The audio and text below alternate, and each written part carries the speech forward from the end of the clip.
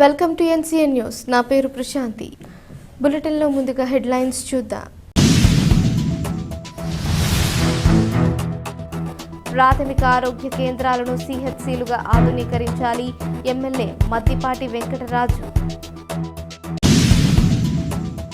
గోపాలపురం నియోజకవర్గ పరిధిలో జాతీయ రహదారులపై జరుగుతున్న రోడ్డు ప్రమాదాలను దృష్టిలో ఉంచుకుని వైద్య సేవలు అందించేందుకు ప్రాథమిక ఆరోగ్య కేంద్రాలను సామాజిక ఆరోగ్య కేంద్రాలుగా అధునాతన సౌకర్యాలతో ఏర్పాటు చేయాలని ఎమ్మెల్యే మద్దిపాటి వెంకటరాజు తెలిపారు. అసెంబ్లీ సమావేశాల్లో భాగంగా ఆయన మాట్లాడారు. ఈ సందర్భంగా రోడ్డు ప్రమాదాలు, ఆరోగ్య భద్రత, అత్యవసర వైద్య సదుపాయాలపై ఆయన మాట్లాడుతూ నియోజకవర్గ పరిధిలో ఉన్న జాతీయ రహదారి 16పై తరచూ ప్రమాదాలు జరుగుతున్నాయన్నారు. ప్రజలకు ఆ సమయంలో తక్షణ వైద్య సేవలు అందించేందుకు ప్రస్తుతం ఉన్న ప్రాథమిక ఆరోగ్య కేంద్రాలను సిహెచ్సిలుగా ఆధునీకరించాలని ప్రభుత్వం దృష్టికి తీసుకువెళ్లామన్నారు. హైవే సమీపంలో ట్రామా కేర్ సెంటర్ ఏర్పాటు చేయాలని ప్రభుత్వాన్ని కోరినట్లు తెలిపారు. హిందువు ఆరాధ్య దైవమైన శ్రీ వెంకటేశ్వర స్వామి ఉన్న చిన్న తిరుపతిగా ప్రసిద్ధిగాంచిన ద్వారకా తిరుమలకు వేలాది మంది భక్తులు వెంకటేశ్వర స్వామి దర్శనానికి ప్రతిరోజు వెళుతూ ఉంటారని, దీంతో పాటు స్థానిక ప్రజలకు అత్యవసర వైద్య సేవలు అందుబాటులోకి తీసుకురావడం కోసం ఆలయ సమీపంలో కమ్యూనిటీ హెల్త్ సెంటర్ ఏర్పాటు చేయాల్సిందిగా విజ్ఞప్తి చేశామన్నారు. ప్రాణభద్రత, ఆరోగ్య సేవల అభివృద్ధి దృష్టిలో ఉంచుకొని అసెంబ్లీలో ప్రజల తరపున తన వాణిని బలంగా వినిపించామన్నారు.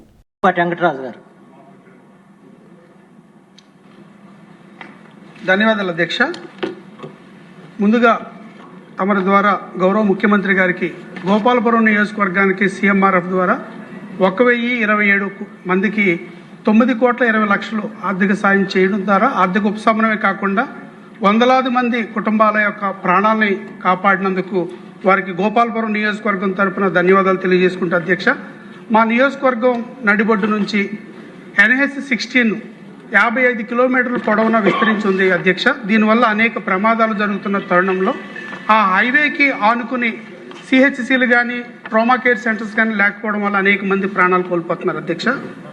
దీనికి ప్రస్తుతం ఉన్న పిహెచ్సిని సిహెచ్సిలుగా అప్గ్రేడ్ చేయడం కానీ, అదేవిధంగా ట్రామా కేర్ సెంటర్ పెట్టడం ద్వారా అక్కడ యాక్సిడెంట్లని జరిగినప్పుడు ప్రాణాలు కాపాడడానికి అవకాశం ఉంటుంది కాబట్టి అదొకటి పరిశీలించమని, అదేవిధంగా ద్వారకా తిరుమల టెంపుల్, వెంకటేశ్వర స్వామి చిన్న తిరుపతిగా ప్రసిద్ధి చెందిన టెంపుల్కి ప్రతిరోజు కనీసం 10 నుంచి 11,000 మంది భక్తులు వస్తుంటారు అధ్యక్ష. అక్కడ కూడా పిహెచ్సినే ఉంది, అది కూడా సిహెచ్సిగా అప్గ్రేడ్ చేయాల్సిన అవసరం ఉంటుంది అధ్యక్ష.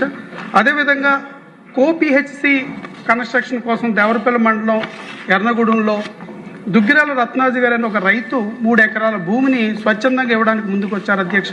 అదేవిధంగా అక్కడ ప్రజలు కూడా భవన నిర్మాణానికి పిహెచ్సి నిర్మాణానికి కూడా నిధులు సేకరిస్తున్నారు.